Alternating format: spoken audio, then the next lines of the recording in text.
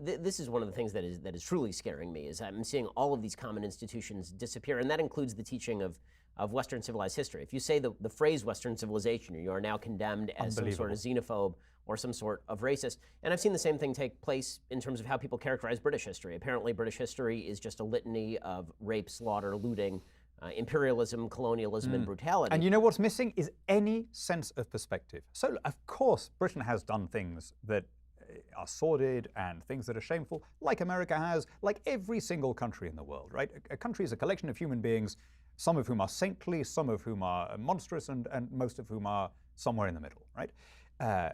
You think of the extent, in terms of time and space, of the British Empire. Of course, it will contain examples of heroism and examples of nastiness and everything in between. But I would just say, judge by the relevant standards of that age.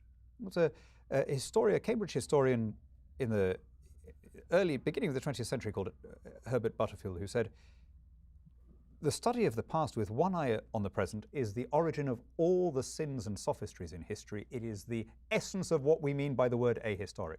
So I would just say to people, when they say, oh, Britain or indeed the US it was kind of, bad for gay people or for women or whatever.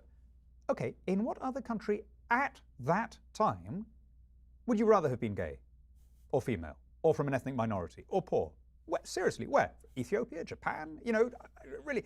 And unless there is an answer to that, all of this is meaningless. It's the cheapest kind of virtue signaling. It is a self-righteous contemporary mediocrity saying, I am a better human being than Thomas Jefferson or Winston Churchill or whatever, right? And being able to get away with it because they've identified some past attitude that we no longer hold.